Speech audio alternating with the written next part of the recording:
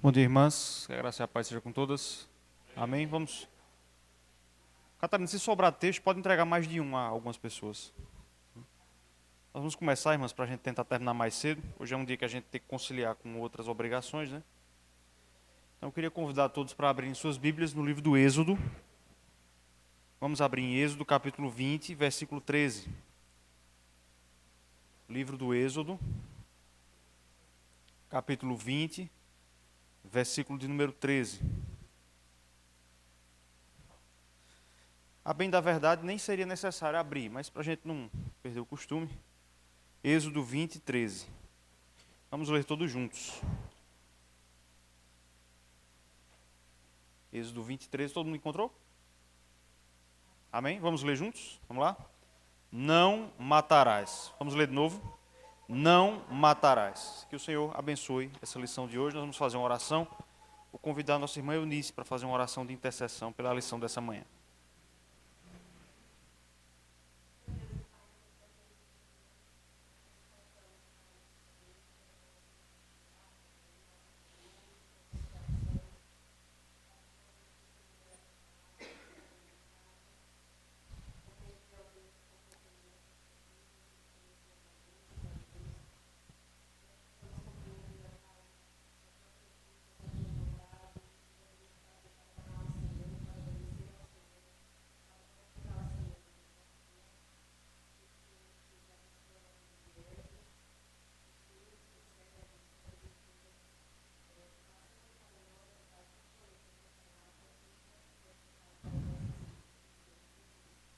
Amém. Bom, irmãs, nós vamos hoje começar a análise do sexto mandamento, tá certo? Nós vamos entrar logo nesse tema. Talvez mais para frente voltemos a um assunto do quinto mandamento, que não depende de mim, mas para a gente não se alongar tanto assim, nós vamos logo entrar na análise do sexto mandamento, que é o que nós acabamos de ler, que diz, não matarás, como todos nós conhecemos. Então, hoje nós vamos começar o estudo desse mandamento, passando aí por 3 pontos. Primeiro, uma introdução ao mandamento. Segundo, hoje nós vamos ver qual é o fundamento desse sexto mandamento, da proibição de matar. E, por último, alguns pecados que são proibidos aí no sexto mandamento, pelo menos os principais, tá bom? Então, as irmãs podem ficar à vontade para perguntar, para contribuir, quem quiser, pode ficar muito à vontade. Então, começando pela introdução, irmãs, nós lemos o versículo que diz, não matarás, mas a simples leitura da tradução que nós temos do mandamento, né, não matarás, ele não ajuda muito bem a nós entendermos o que é que está sendo proibido aqui. Sempre que há um processo de tradução, irmãos, algo do sentido original se perde. Né? Sempre que a gente traduz algo de um idioma para outro, ou até mesmo dentro de um mesmo idioma, de um texto mais antigo para uma atualização, algo do sentido original acaba se perdendo.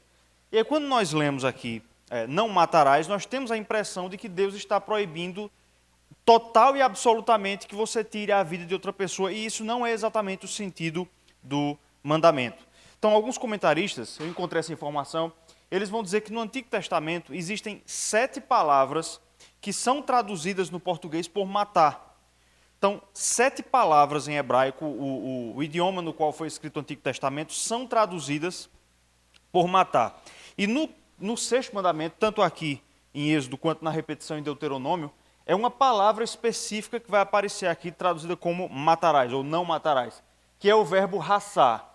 Ele é utilizado no sexto mandamento e aparece ao todo no Antigo Testamento 47 vezes.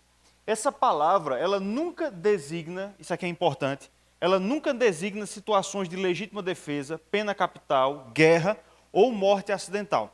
Então, em alguns momentos, quando o Antigo Testamento vai tratar de certas formas de morte, como, por exemplo, a legítima defesa, a pessoa que mata outra se defendendo, a aplicação da pena capital, que era prescrita no Antigo Testamento, morte na guerra, ela vai usar outra palavra que não essa palavra que aparece aqui.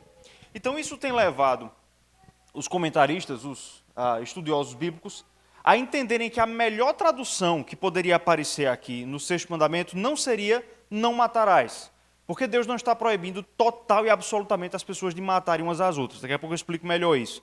Talvez a melhor tradução seria não assassinarás, mas ela também é criticada pelo Joachim Duma, por exemplo, eu li o comentário dele, essa expressão também é criticada por ele. A ideia, irmãs, que aparece no mandamento aqui é não matarás ilicitamente. Tá certo? Tá dando para entender aqui? É isso que é proibido no mandamento. Que alguém mate outra pessoa sem razão justa para tal. Porque a Bíblia vai apresentar situações em que o ser humano ele é autorizado a matar o outro. Por mais que isso pareça assim algo estranho, né, para os nossos dias, para a nossa mentalidade evangelical, mas a Bíblia fala de diversas situações. Por exemplo, em legítima defesa, uma pessoa pode matar a outra, não pode? Para defender-se de uma agressão que pode tirar a sua vida, a pessoa pode matar, se isso for necessário, o agressor. A pena capital, a Bíblia fala sobre ela também, a pena de morte em alguns casos. A morte na guerra, o soldado que em guerra, uma guerra justa, mata o outro. Em nenhum desses casos há quebra do sexto mandamento. E a gente entenderia isso melhor se a nossa tradução não trouxesse não matarás, mas trouxesse outro tipo de expressão que nos ajudasse a entender isso. Então, na introdução aqui, irmãs, a gente precisa entender que o mandamento está nos proibindo de matar ilicitamente, ou sem justificativa. Uma outra informação interessante é que nas formas mais graves, tá certo? Esse crime deveria ser apenado com a morte do homicida. Então Deus ordenou que aquele que matasse o outro, não sendo em uma situação de legitimação, deveria ser morto. Eu vou ler um texto aqui, vou pedir para quem pegou esse texto, abrir aí em Números 35, 30. Eu vou ler o primeiro texto, só a primeira parte, porque a gente vai repetir ele daqui a pouco. Então, Gênesis 9, versículo 6, primeira parte diz assim: se alguém derramar o sangue do homem, pelo homem se derramará o seu. Então, isso aqui é Deus fazendo sua aliança com Noé. Noé aparece aqui como um novo Adão, porque a humanidade foi destruída e sobrou apenas uma família. Então, Noé é o novo Adão, é o novo representante da humanidade, e Deus repete o pacto das obras com Noé. E aí agora esse pacto tem que ser adaptado pela presença do pecado, e Deus coloca aqui uma lei que deveria perdurar por todas as eras. Tá certo? Isso foi dado a toda a humanidade na família de Noé. O princípio que Deus estabelece é: se alguém derramar o sangue do homem, e derramar o sangue é um eufemismo para matar, certo? Derramar o sangue é matar. Se alguém matar o seu semelhante, o homem, também pelo homem, se derramará o seu. Então Deus estabelece aqui essa norma de justiça. Aquele que tira a vida do seu irmão, não havendo justificativa para tal, de maneira premeditada, dolosa, intencional, ele deve ter a sua vida retirada. E isso vai ser repetido na lei civil. Números 35, 30, por favor, quem está com esse texto?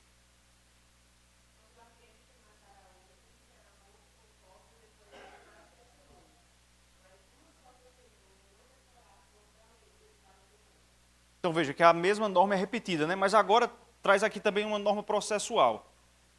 Quem matar o outro será morto, mas de qualquer maneira, não, através de um processo. Nesse processo não deveria haver apenas uma testemunha, porque uma testemunha só é muito fácil de falsear a verdade. Mas aí a lei diz que pela palavra de duas testemunhas, toda a verdade será estabelecida, tá certo? Então, algumas pessoas, mas eu falei isso aqui algumas lições atrás, têm dificuldade com a ideia da pena capital como algo, digamos assim, aprovado por Deus hoje. Eu particularmente acredito que em certas situações, em homicídios brutais, em homicídios sem nenhum tipo de justificativa, a pena capital deveria ser aplicada. Eu particularmente penso assim. Algumas pessoas têm dificuldade com essa ideia porque vão dizer: isso é uma ideia do Antigo Testamento. O Novo Testamento traz uma nova norma. Se alguém bater no teu lado direito, dá o lado esquerdo. Mas a gente tem que lembrar que essa norma foi dada pela primeira vez, não na lei de Israel, mas a Noé, a toda a humanidade. Então não é uma norma da lei civil de Israel, mas é uma norma moral. Deus colocou isso para que a civilização tivesse respeito pela vida humana. E, lamentavelmente, irmãos, irmãs, é o que nós não vemos hoje. Não sei se vocês têm a mesma impressão, mas é exatamente pela falta de uma punição adequada a crimes bárbaros que a gente vê que eles se repetem. Pela falta de perspectiva de uma norma, no mínimo, adequada a isso. Então, eu até contei aqui o caso, umas semanas atrás, lá da Suzanne von Richthofen, né? O crime dela já faz 20 anos, foi em 2002. Vocês já repararam que várias vezes ela chegou perto de progredir de regime, né? Toda vez que ela atinge o tempo, ela já atingiu várias vezes o tempo de passar para um regime mais brando, parece que agora até já está. Toda vez que isso acontece, há uma comoção nacional, porque todo mundo se lembra que há 20 anos atrás ela matou os pais, com requintes de crueldade, né? Armou ali, por um motivo banal, né? Motivada por dinheiro. E por que que mesmo, qual é a reflexão que eu estou trazendo aqui? Porque que ainda que ela atinja o cumprimento da pena pela lei pela sentença que ela foi dada, por que mesmo assim a população continua revoltada? Porque em nós há um senso nato de que esse tipo de situação exige que a pessoa pague com a vida. Isso aparece já ali pouco depois da queda. Quando Caim matou Abel, o que foi que ele disse a Deus? O que foi que ele disse a Deus? Quem me encontrar vai querer me matar. Então é uma coisa muito nata ao ser humano de que vida deve ser paga com vida, tá certo? Infelizmente, os nossos tempos e a nossa mentalidade moderna, ela tem dificuldade com essa ideia. Enfim, fica só a reflexão aí, mas a gente está vendo ainda apenas a introdução desse mandamento. Então ele significa a proibição de matar injustamente, e Deus anexou a essa proibição uma pena proporcional a ela, que é aquele que derramar a vida do homem, o sangue do homem, pelo homem terá o seu sangue também derramado. Ok? Vamos ver se pega aqui.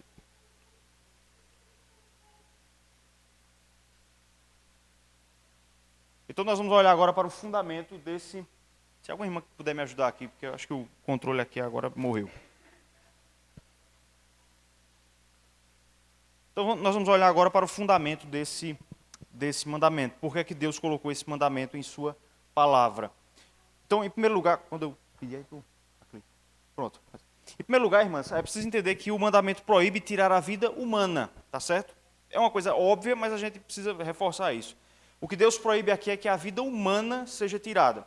Isso porque ele expressamente autoriza o homem a retirar a vida das plantas e dos animais. Então, dois textos aí. Gênesis 1, 29 e 30 e depois Gênesis 9, 3. As duas pessoas que pegaram esse texto, por favor, leiam.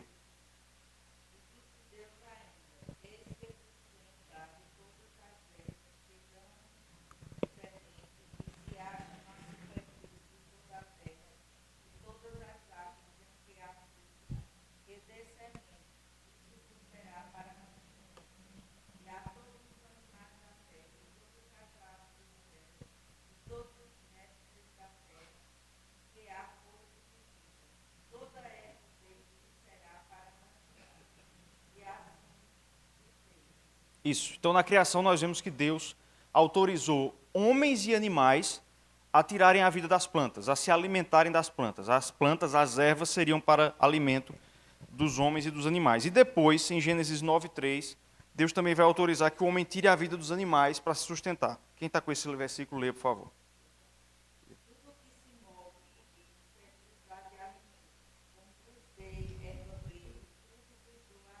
Então, percebeu aqui? No começo, Deus deu ao homem erva verde, as plantas. E depois do dilúvio, Deus deu também ao homem para matar, para comer os animais. Talvez você não soubesse disso, mas até o dilúvio, muito provavelmente, os seres humanos eram vegetarianos, tá certo? Até o dilúvio, o homem alimentava-se apenas de plantas. Há quem vá dizer, inclusive, que esses seres humanos que vivem séculos e séculos, isso esteja relacionado à dieta que o homem tinha nessa época, mas não é algo comprovado. Do dilúvio em diante é que o homem foi, então, permitido, foi autorizado a também tomar a vida dos animais e a matá-los para serviço deles. Então, o não matarás aqui diz respeito à vida humana, tá certo? A vida de outro ser humano, não a vida de plantas e animais.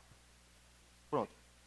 Não a vida de plantas e animais. Então, irmãos, aqui a gente já encontra uma questão também que fala muito sobre a nossa época, né? Esse negócio de vegano, você pode até ser, mas a Bíblia autoriza, né, o homem a tirar a vida do animal e fazer com que o animal o sirva. Então o homem está expressamente autorizado por Deus a comer carne de animais, tá certo? Não há nenhum problema nisso. Então, a vida humana que é tutelada aqui, pode apertar uma vez aí, por favor, Catarina. E por que Deus, então, pôs esse mandamento de que o homem não matasse seu semelhante?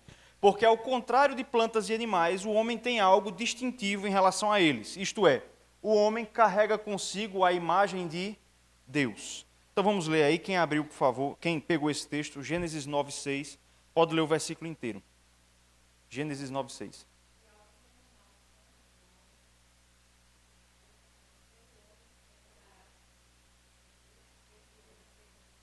Então Deus explica por que ele proíbe que o homem derrame o sangue do seu semelhante. Porque todos os seres humanos são feitos segundo a imagem de Deus. Veja que alguns versículos antes, Deus disse, pode matar os animais. Um pouco depois ele diz, os homens, entretanto, não podem ser mortos porque eles carregam consigo a imagem de Deus. Então, o fundamento do mandamento é esse. Os seres humanos são a imagem e semelhança de Deus, como a gente já lê no capítulo 1 de Gênesis. E aqui, irmãs, há uma grande discussão na teologia, a gente precisa pensar um pouquinho sobre isso. O que é que significa ser a imagem e semelhança de Deus? Quando nós dizemos que o homem é a imagem e semelhança de Deus, vamos ver se agora ele ressuscitou. Muito bem. Quando nós dizemos que o homem é a imago Dei, a imagem e semelhança de Deus, o que é que isso significa dizer? Eu queria que vocês participassem um pouquinho agora. O que é que significa dizer que o homem é a imagem e semelhança de Deus? Qual é a ideia que vocês têm sobre isso? Uma de cada vez.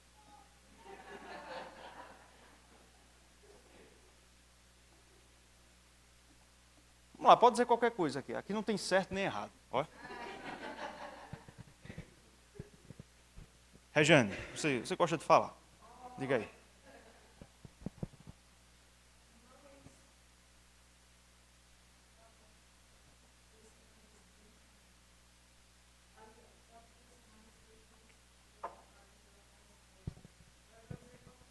Diga. Sim.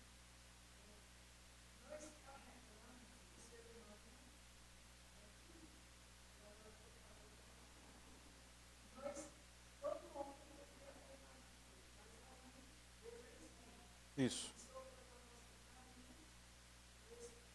Perfeito. É.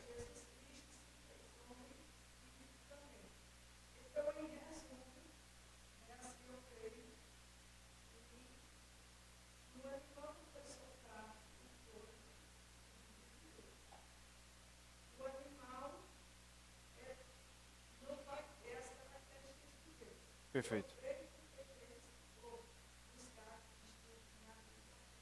Uhum. Perfeito. Não, mas respondeu corretamente. Todo mundo concorda? Aldenir, pode falar.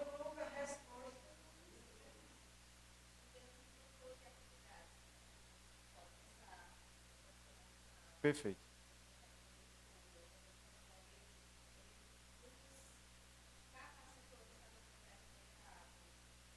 Perfeito.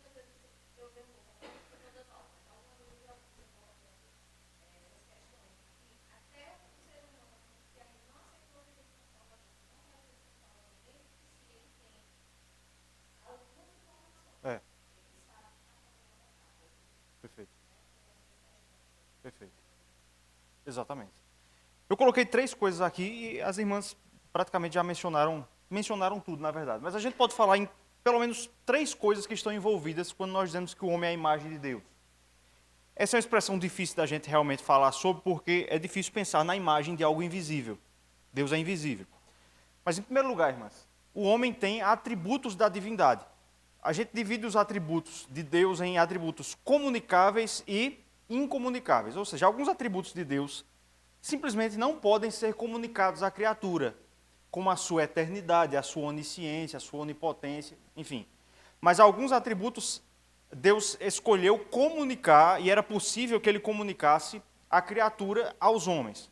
Então, uma primeira dimensão envolvida nessa coisa da imagem de Deus no homem é o fato de que nós temos atributos que são de Deus.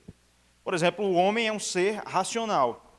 Deus é um ser racional. Ele não é uma energia inconsciente, mas ele possui uma mente. Deus tem uma mente, a mente de Deus. Assim também nós somos seres humanos racionais que possuem consciência.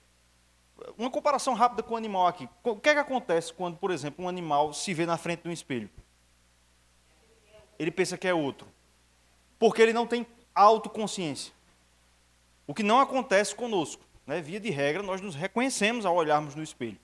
Porque nós temos autoconsciência. Nós somos seres humanos racionais. Nós possuímos senso de beleza, senso de justiça, não é? De humor. Nós possuímos a capacidade da fala, da comunicação verbal, que Deus também possui. Né? Então, atributos da divindade foram comunicados ao homem. Ficou claro aqui? Isso é uma primeira dimensão. Amor, emoções, todas essas coisas que os animais não têm, viu? Aquele seu cachorro que gosta muito de você, ele não tem emoções. Ele tem instintos que são alimentados pelo hábito. Então ele desenvolve certa afeição, mas não nada comparado aos sentimentos humanos.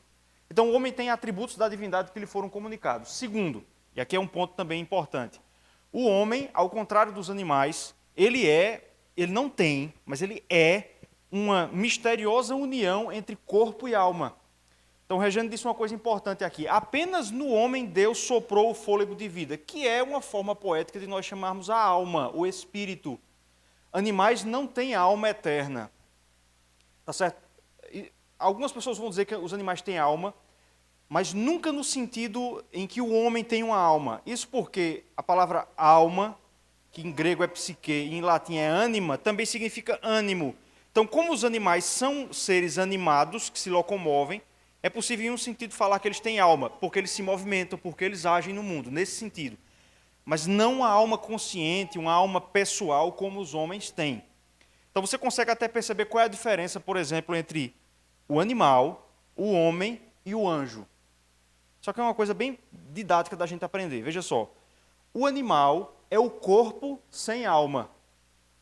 O anjo é a alma sem corpo. E o homem é o quê? Um corpo unido a uma alma. Então, nesse sentido, nós somos a imagem de Deus, porque esses atributos comunicáveis, que foram comunicados à alma, eles são expressos no corpo. Somente o homem em toda a criação é uma união entre corpo e alma, tá certo?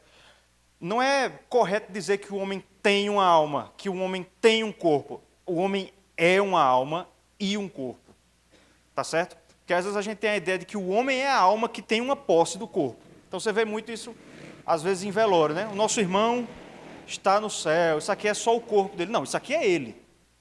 Ele está aqui e está no céu, porque a Bíblia designa o corpo como sendo o homem e a alma como sendo o homem. Por isso que a morte é uma coisa misteriosa para nós, porque é fender o homem no meio.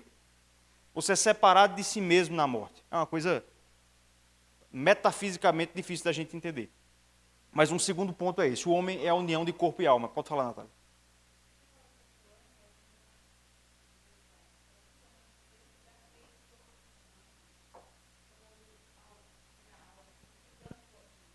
Não. Todos os anjos foram feitos no início. Não há geração de anjos, né? Como Jesus vai dizer que os anjos não se dão em casamento. Não há geração, não há novas gerações de anjos, né? Ok, então o segundo ponto é esse. E o terceiro é um ponto que a gente não pensa muito mais. Então, ainda no segundo ponto, só para eu fechar uma coisa. O homem é a imagem de Deus, irmãs, porque apenas o homem tem a capacidade de expressar fisicamente os atributos da divindade. Os anjos não podem fazer isso porque eles não têm corpo. Então nós, seres humanos, nós temos a capacidade de expressar a imagem de Deus fisicamente no corpo. Muitas pessoas têm dificuldade de atrelar a ideia da imagem de Deus ao corpo. Mas eu, irmãs, particularmente penso que tem tudo a ver com o nosso corpo. Tanto é que a imagem de Deus ela é invocada para ser o fundamento para que o homem não agrida o corpo do outro. Porque o corpo é a imagem e semelhança de Deus. Porque Deus tem corpo? Não. Mas porque no nosso corpo nós expressamos os atributos da divindade. Por isso que o apóstolo Paulo ele vai dizer que Jesus Cristo é a imagem do Deus invisível. Na humanidade de Cristo, os atributos invisíveis de Deus ganharam imagem, que é o que acontece no homem também. Tá certo? Então, de toda a criação, o homem é o único que pode expressar em seu corpo os atributos da divindade, tá bom? À medida em que foram comunicados a ele. E por último, o homem é a imagem de Deus porque ele pode, e é o único que pode expressar na terra louvor expresso a Deus em seu corpo. Então, a gente tem alguns textos que vão expressar isso. Quem está com esses textos, abre e leia, por favor. Salmo 118, verso 17, Salmo 30, verso 9 e Salmo 35, verso 10.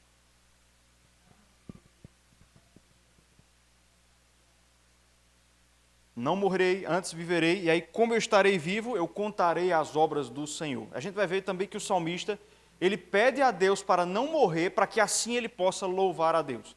Próximos textos aí, quem está com eles, leia, por favor.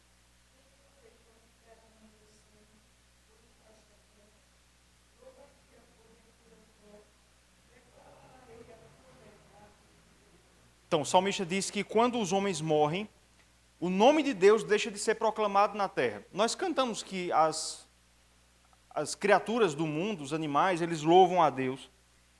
Isso é verdade num sentido muito limitado. Eles louvam a Deus por existirem, por serem expressões do poder de Deus.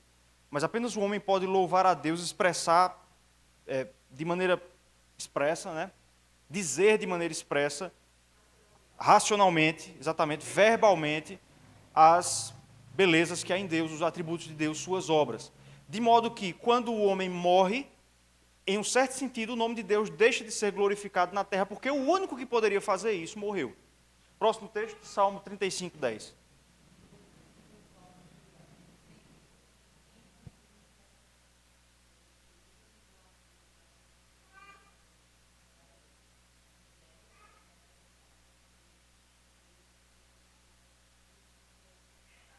Isso. Então, o salmista diz que vai louvar a Deus em seus ossos, em seu corpo. Então, por todas essas razões, irmãs, porque o homem tem atributos da divindade, porque ele é uma união de corpo e alma, e porque ele é o representante de Deus na terra para proclamar a glória de Deus neste mundo que Deus fez, o homem é a imagem de Deus e por isso a sua vida é inalienável. E acho que até esse é o próximo ponto. Então a conclusão é, a vida humana ela é inapropriável e, portanto, inalienável e indisponível. Isso é um ponto importante. Quem deu a vida ao homem foi Deus. O homem, é por isso que eu digo que a vida é inapropriável. Você não se apropria da vida. Você não estava morto e decidiu viver. A vida lhe foi dada. Então, como ela não é sua propriamente, porque você não conquistou, mas lhe foi dada, ela é também, por consequência, inalienável. Ninguém pode alienar a própria vida, tá certo? Ninguém pode dar a própria vida ao outro licitamente. Ninguém pode dispor da sua própria vida, porque ela não é algo de que nós nos apropriamos, ao contrário do patrimônio, né? Essa roupa aqui é minha, eu posso dar a quem eu quiser, porque eu a conquistei, ela é minha. O mesmo não acontece com a vida humana. Vamos ler esses textos aí, Jó 1, 21, Jó 33, 4 e Salmo 31, 15. Por favor, quem está com esses textos pode ler.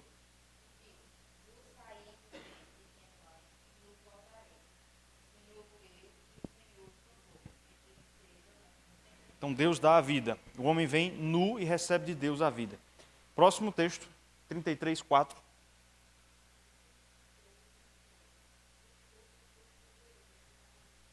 O Espírito de Deus é quem nos fez e nos deu o sopro da vida. Último texto, Salmo 31, 15.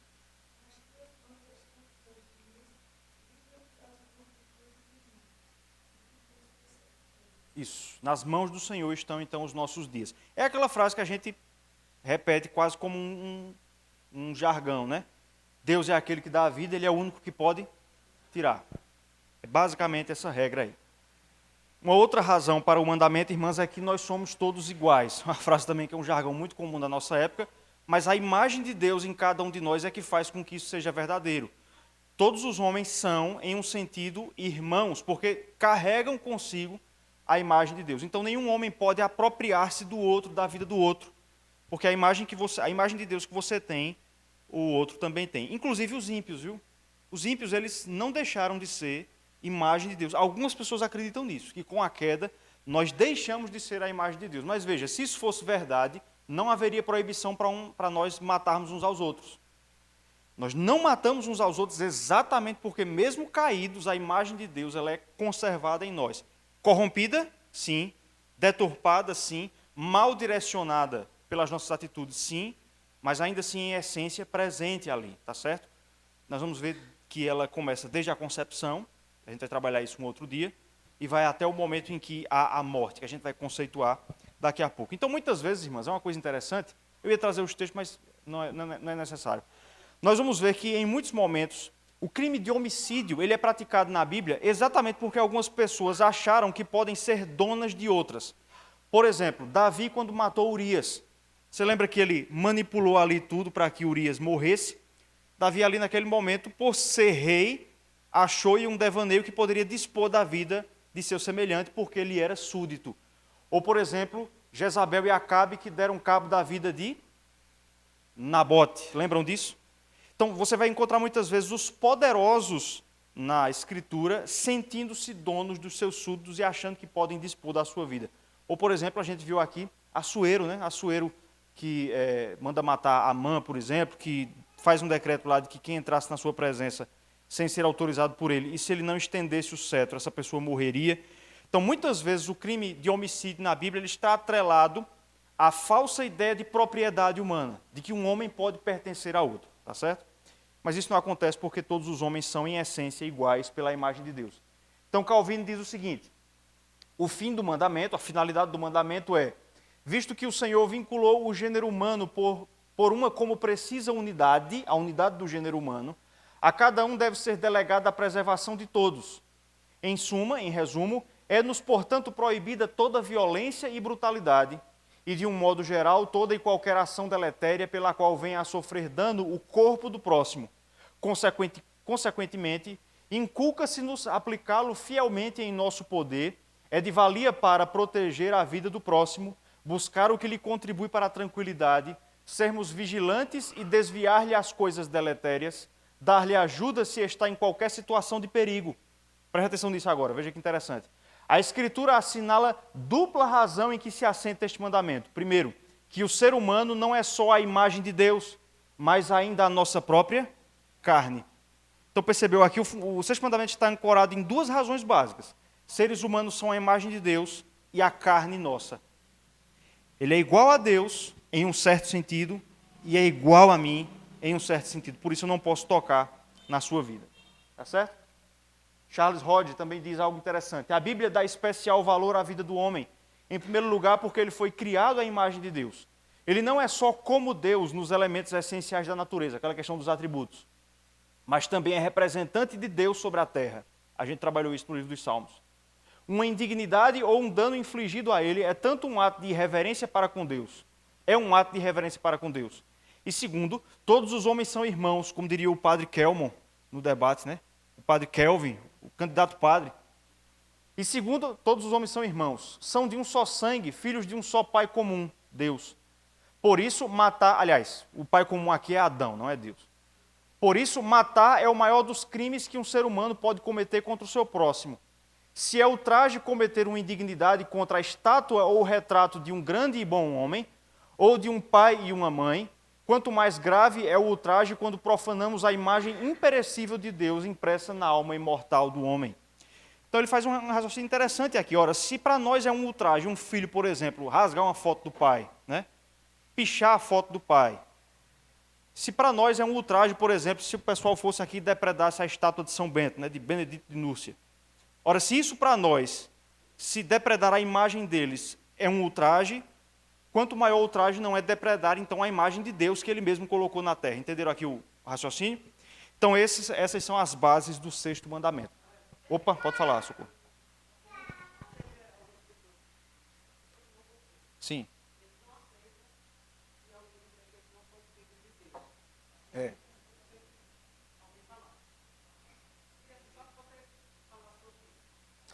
É porque, em geral, esse termo filho de Deus, ele é usado como no sentido salvífico, né? Há um sentido em que nós podemos...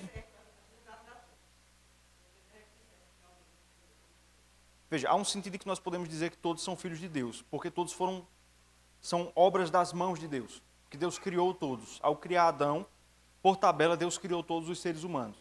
Nesse sentido, da geração da humanidade, todos são filhos de Deus. O problema é que a Bíblia também usa o termo filhos de Deus em sentido de paternidade espiritual, que é como nós chamamos a adoção. Nós somos filhos de Deus em Cristo, adotados em Cristo. Nesse segundo sentido, a humanidade está dividida em duas partes, entre os filhos de Deus e os filhos do diabo.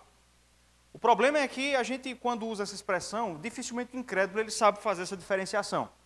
Ele vai tomar a expressão de que ele é filho de Deus como ele sendo alguém amado por Deus, que agrada a Deus, que vai para o céu. Que vai para o céu. Por isso é problemático a gente usar assim indiscriminadamente. Mas há um sentido em que todos os seres humanos são filhos de Deus. Em Lucas 4, Adão é chamado de filho de Deus. Na genealogia de Cristo termina assim, filho de Adão, filho de Deus. Por que Adão é filho de Deus? Porque ele foi feito por quem? Por Deus. No sentido da geração da nossa humanidade, nós somos todos filhos de Deus. Porque Deus fez a todos. Mas no sentido salvífico, não. Exatamente. Aí, para não criar essa confusão, criou-se essas duas nomenclaturas. Então, esse primeiro sentido de ser filho, hoje em dia é mais chamado como ser criatura. Está entendendo? exatamente para não causar essa confusão, porque há dois tipos de filiação na Escritura em relação aos homens para com Deus. Entendeu? Então é mais ou menos por aí. Muito bem, prossigamos. Então, quais são os pecados proibidos no sexto mandamento? Não é difícil responder. O pecado é causar a morte de alguém. E aí, o que é morte? O que a palavra morte significa? Alguém sabe? Separação. Morte significa separação. Não por outra razão, ir para o inferno é também chamado na Escritura de morte eterna, porque é separar-se de Deus eternamente. Separar-se do favor de Deus, porque Deus estará presente no inferno. No entanto, com a sua face totalmente irada. Mas, em um certo sentido, é separar-se de Deus. Então, o homem, quando ele morre, ele é separado. E o que é separado de quê? O corpo é separado da alma. Morrer é isso. É o homem ser separado de si mesmo. Duas partes, entre aspas, que foram feitas para estar juntas e que têm zonas de intersecção, elas são separadas. É uma coisa, assim, metafisicamente difícil da gente entender. Mas morte é isso, é a separação do corpo da alma. Você veja que quando uma pessoa morre, é exatamente isso que acontece com o corpo. O corpo se torna inanimado. Ele não reage. Veja, até mesmo quando os médicos conseguem ligar aparelhos em uma pessoa que tecnicamente já morreu, quando eles conseguem ali fazer com que o coração ainda bombeie sangue e tal, a pessoa se levanta e sai andando.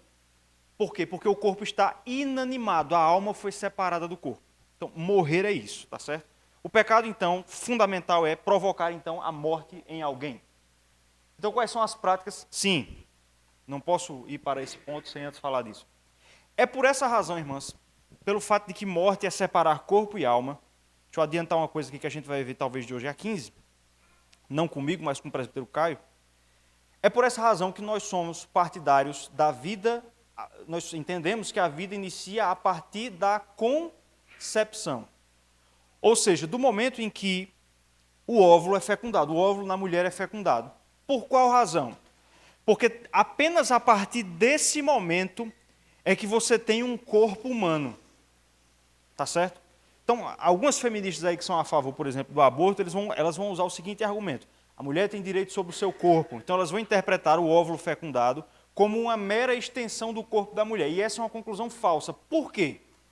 Porque aquele óvulo, ele recebeu informação genética, ele recebeu uma parte do corpo de outra pessoa, do pai. Então, a partir do momento em que o óvulo da mulher se funde ao espermatozoide masculino, aquela parte, aquela matéria, vou chamar dessa forma, ela não pode ser atribuída mais nem à mãe, porque existe material do pai ali, nem ao pai, porque os dois se misturaram. Então, é uma matéria feita de carne humana, inegavelmente, viva, e que não pode ser identificada nem como o corpo da mãe, nem como o corpo do pai. Qual é a única conclusão lógica? Se trata de um corpo humano, de um terceiro, de uma terceira pessoa. Antes disso, a gente não pode falar em vida. Por quê? Porque a Bíblia não concebe a imagem de um ser humano sem corpo. Não existe ser humano sem corpo. Mesmo quando você morre, você continua a ter corpo. Ele está enterrado, mas você ainda o possui. Tá certo? Então, enquanto ainda não há a formação de um corpo distinto do pai e do da mãe, não é possível falar em vida porque ainda não há uma pessoa. Porque a pessoa é uma alma e um corpo. Mas a partir desse momento, fala-se então em pessoa humana. Então, o óvulo fecundado ele é a forma mais primitiva do corpo humano, que depois se desenvolve e atinge essa forma que hoje nós vemos. Por essa razão, todos os cristãos tradicionais são contrários à interrupção da gravidez desde a concepção, porque desse momento em diante, do momento em que o óvulo é fecundado pelo espermatozoide, você já não consegue distinguir um do outro, fala-se de um corpo humano, de uma terceira pessoa. Ficou claro aqui? Então a gente vai ver isso com mais clareza quando o presbítero Caio trouxer aqui um estudo que ele já deu na classe dos jovens sobre aborto que entra dentro do sexto mandamento. Então a vida começa quando começa essa união, nesse momento, irmãs, em que forma-se o corpo, forma-se também a alma. Assim como o pai doa uma parte do seu corpo e a mãe uma parte do seu corpo para formarem um corpo de um terceiro, acontece o mesmo com a alma. O pai dá uma parte da sua alma, a mãe uma parte da sua alma, e uma nova alma humana é formada junto com o corpo. Tá certo? De modo que nós somos filhos de nossos pais no corpo e na alma. Por isso que você vai encontrar características de personalidade parecida. porque eles recebem a alma do pai do corpo. Isso parece uma coisa meio de Harry Potter, mas é real. É assim que nós somos gerados, tá certo? Então, a vida começa então nesse momento em que um corpo é anexado a uma alma e termina quando isso é separado, quando o nosso corpo falece e a alma se retira dele, tá bom? Esse é o percurso da vida humana.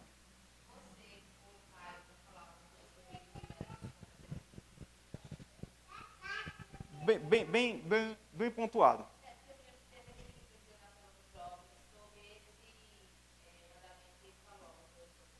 A questão toda é que, na minha humilde visão, esse tema não entra no sexto mandamento. Porque antes da concepção não há vida. Os métodos, veja, você tem métodos anticoncepcionais, e o presbítero Caio explicou muito bem aqui. Alguns desses métodos, eles atuam tentando evitar a concepção, mas subsidiariamente eles atuam tentando evitar a nidação, que é a colagem do óvulo fecundado à parede do útero, não é isso? Então, nesse caso, o sexto mandamento ele regula essa situação, porque você já tem uma vida. Então, tem que se estar atento a isso, porque alguns métodos anticoncepcionais eles são também abortivos. Mas, assim, a anticoncepção, na minha visão, ela não entra no sexto mandamento, porque o sexto mandamento ele tutela a vida já iniciada, quando você tem um corpo já formado. É uma questão que a lei de Deus regula? Sim, mas eu penso que em outros mandamentos. Eu penso que no sétimo mandamento, mas não no sexto. Por causa desse marco interruptório aí, de onde começa a vida. A vida começa na concepção. Antes da concepção, não tem como você falar em matar alguém. Não tem como você dizer que impedir a concepção é matar, porque não tem como você matar alguém que ainda não nasceu, que ainda não veio a existir como pessoa. Por essa razão, talvez a gente fale disso no sétimo mandamento. Vou pensar na questão, mas no sexto, a minha opinião é que ele é um assunto de outro mandamento, essa questão. A não ser nesses casos em que você tem risco de aborto também. Ok? Então, quais são os pecados proibidos no sexto mandamento? O mais óbvio deles, homicídio premeditado, matar outra pessoa, mas também a morte acidental. Vamos ler esses dois textos aí? Deuteronômio 19, 5 e Deuteronômio 22, 8.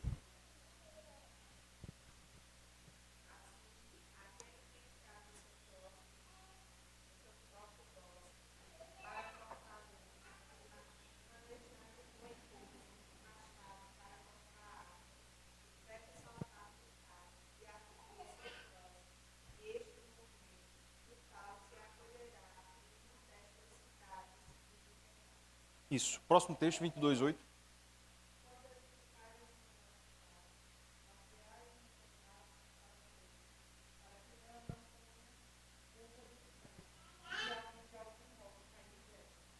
Então, duas regras da lei civil. Se você estiver trabalhando com machado o machado propriamente dito não estiver muito bem fixado ao cabo, e se você for manusear o machado voar e matar alguém, você é culpado do sangue daquela pessoa. Porque você quis? Não.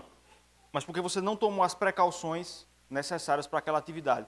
E se você estiver construindo uma casa e não proteger o parapeito e um trabalhador vier a cair dali e morrer, você também é culpado. É o que hoje a gente conhece como homicídio culposo, quando não há culpa. É complicado, é culposo, não há culpa, né? Então, qual era a pena nesse caso? Você era morto? Não. Você era exilado, você ia viver em algumas cidades que havia em Israel, chamadas cidades de refúgio, que Josué escolheu. Então você viveria ali, porque se você saísse e a família do morto lhe encontrasse, ele poderia lhe matar. Você ficava ali até a morte do sacerdote, que era quando o crime prescrevia, você poderia sair da cidade. Então havia uma pena menor nesse caso. Mas havia agravantes. Alguém lê aí, por favor, Êxodo 21, 29. Esse texto é interessante. Êxodo 21, 29.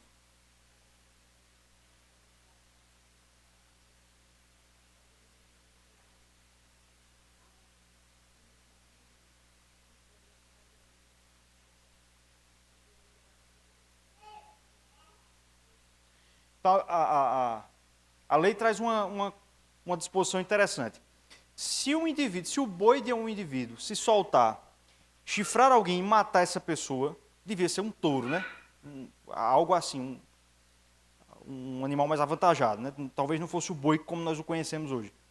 Mas se aqueles bois lá da Espanha, aqueles touros lá que pegam o pessoal e às vezes mata mesmo, né?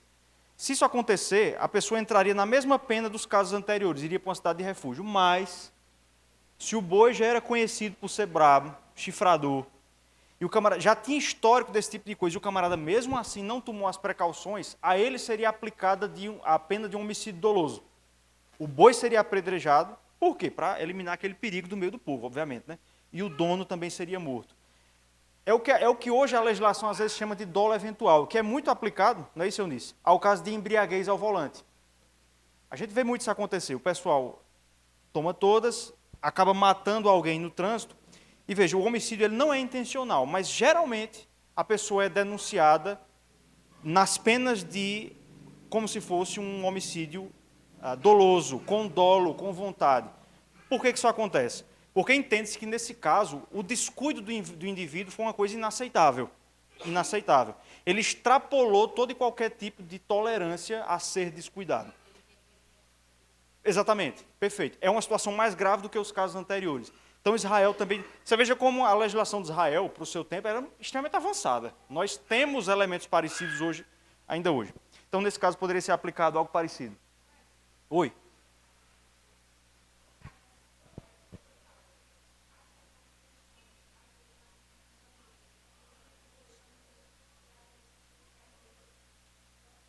Sim. As duas coisas concorrem, né? As duas coisas estão juntas. Perfeito.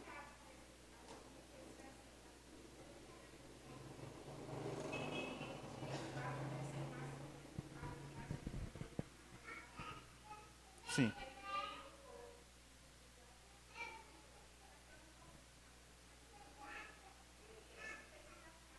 Sim,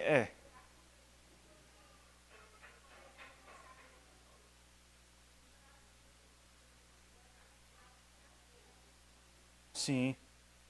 Certamente a gente... É. Certamente a gente só morre no dia pré-determinado, né? Mas isso não elimina o fato de que a culpa humana ela também atua nisso e que nós precisamos ser previdentes, né, nesse tipo de caso. Então é interessante assim que você veja que a lei até permitia que você tivesse esse tipo de animal. Agora, todo cuidado do mundo. Todo cuidado do mundo, né? Sim,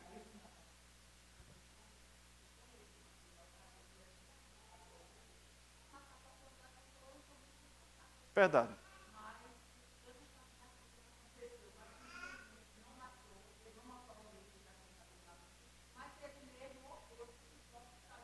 Se matou.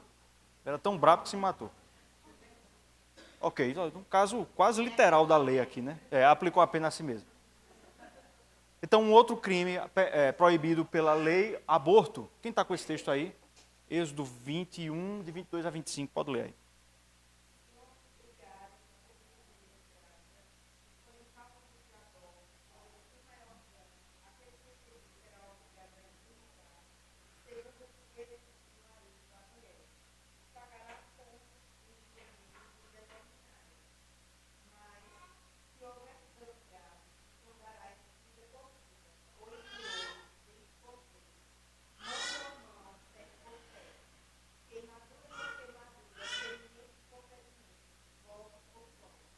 Então, se dois homens estivessem em uma briga pública, né, um risca-faca no meio da rua, e ferissem uma mulher grávida, se não houvesse, essa é a interpretação do texto aí, se não houvesse, se o feto não houvesse um parto prematuro, mas sem a morte do feto, a pena era indenização. Mas se o feto morresse, a pessoa intrauterina morresse, aí seria aplicada a pena capital, morte por vida por vida, né? Porque eles foram extremamente imprevidentes nesse caso. Um outro crime, o genocídio, Gênesis 34, 25. Que é Gênesis 34, 25.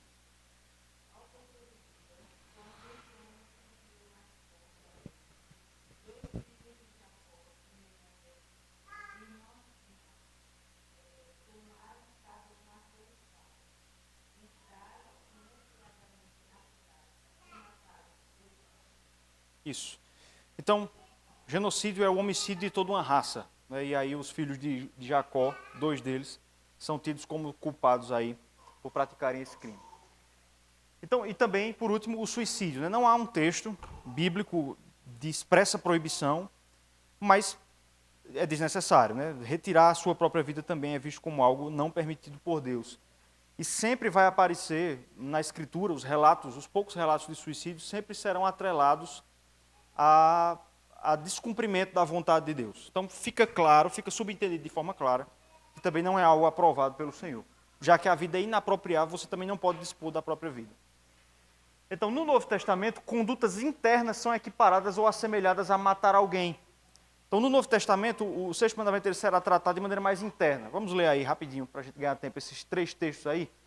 Mateus 5, de 21 a 26, Tiago 3, 8 e 9, 1 João 3, 15. Eles dizem basicamente a mesma coisa. Pode ler.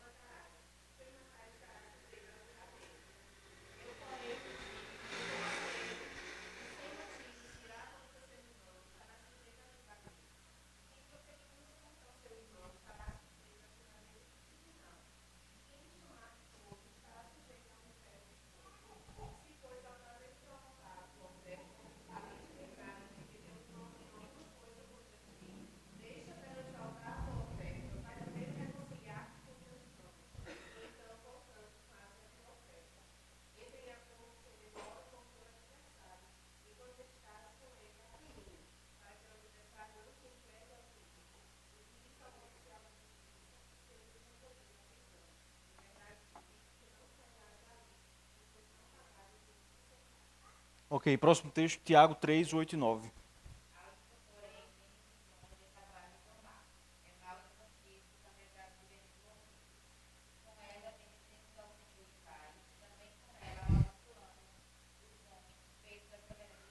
Então percebam uma coisa nesse texto, um detalhe interessante.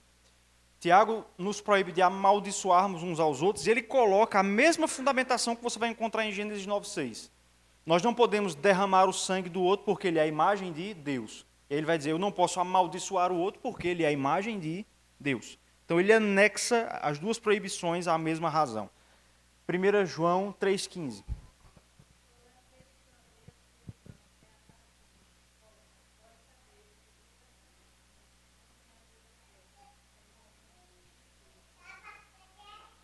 Ok, todo aquele que odeia seu irmão é assassino. Quebrou o sexto mandamento em sua forma mais íntima. E por último, nós temos a pergunta 136 do Catecismo Maior do Westminster. Eu vou ler aqui para a gente caminhar para o final. Quais são os pecados proibidos no sexto mandamento? Resposta. Os pecados proibidos no sexto mandamento são tirar a nossa vida ou a de outrem, exceto no caso de justiça pública, guerra legítima ou defesa necessária, a negligência ou a retirada de meios lícitos ou necessários para a preservação da vida, a ira pecaminosa, o ódio, a inveja, o desejo de vingança, as paixões excessivas e os cuidados demasiados, o uso imoderado de comida, bebida, trabalho e recreios, veja que coisa interessante, as palavras provocadoras, a opressão, a contenda, os espancamentos, os ferimentos e tudo que tende à destruição da vida de alguém, tá certo?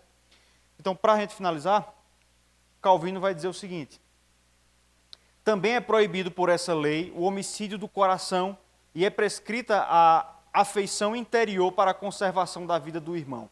Sem dúvida, veja o que ele diz agora, sem dúvida é a mão que executa, mas é a alma que o concebe, quando infectada pela ira e pelo ódio. Veja se é possível nos irarmos contra o irmão sem ardermos por desejo prejudicial. Embora dissimulemos e procuremos desembaraçar-nos com rodeios vãos, onde a ira ou ódio há uma afeição maléfica. Então, Calvino faz uma ligação aí entre a ira ilícita, o ódio, né, e o desejo homicida, que pode ser percebida a consecução das duas coisas desde o começo. Antes de Caim matar Abel, é dito lá que ele odiou o seu irmão. Está lá em Gênesis, capítulo 4. Caim odiou Abel.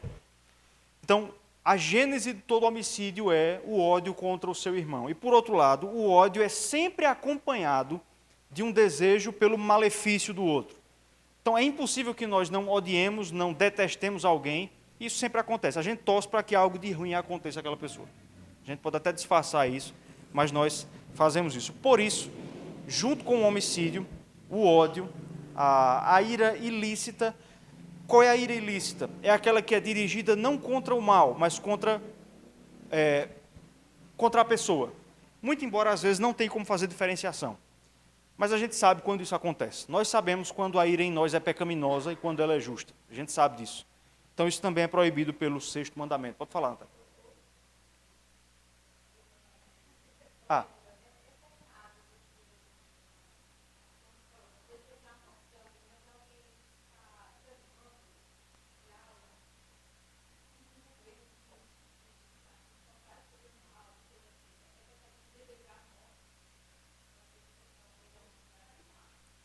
nós vamos encontrar nos salmos imprecatórios, né?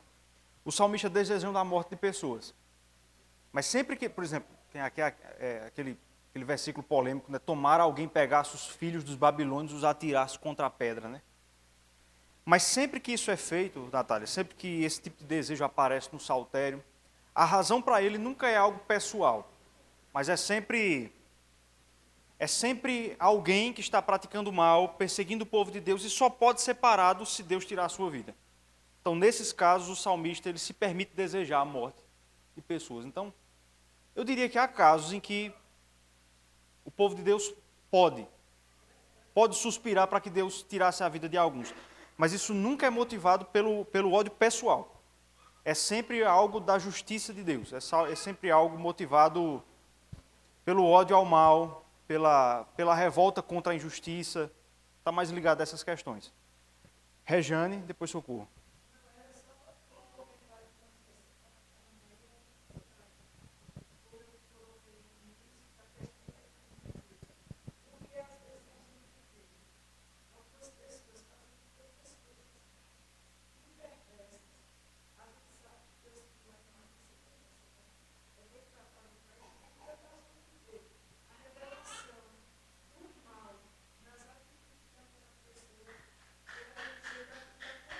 É.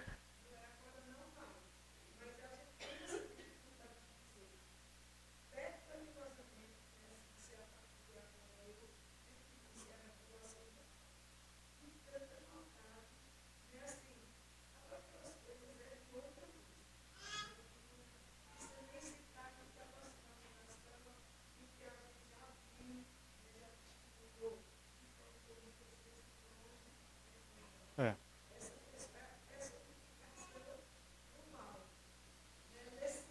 Verdade.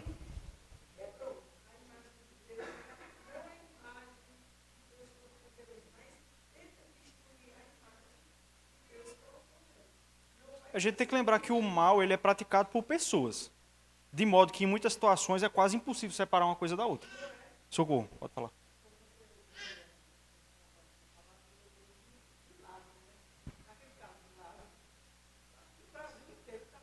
Sim, o Lázaro, é verdade. Não, pronto, eu estava pensando em citar algum caso desse. Você veja, o Lázaro, ele era a imagem de Deus? Era. Mas veja, dentro daquele contexto inteiro, é óbvio que quando surgiu a notícia da morte dele, a emoção predominante é o alívio. A gente sabe que em si mesmo é lamentável alguém morrer, sabe, mas assim, a gente não vive num mundo etéreo. A gente vive no mundo das notícias, do impacto das notícias. O contato que nós temos com ele era das notícias daquilo que ele fazia, então não há outra reação exigível nesse caso. Imagina aí, por exemplo, se o Daniel Ortega, lá de Nicarágua, que está perseguindo os cristãos, se ele morresse. Isso seria um alívio muito grande. Isso não muda o fato de que ele, como um ser humano, é a imagem de Deus, mas isso seria um alívio imenso para a igreja de Deus naquele país. Tá bom, irmãs? Mas esses são casos excepcionais que nós possamos obedecer a toda a ética da lei de Deus. Vamos ficar em pé? A gente vai orar, encerrar. As irmãs, como já avisado, estarão liberadas. Vamos fazer uma oração? Igno, por favor, faz uma oração para nós.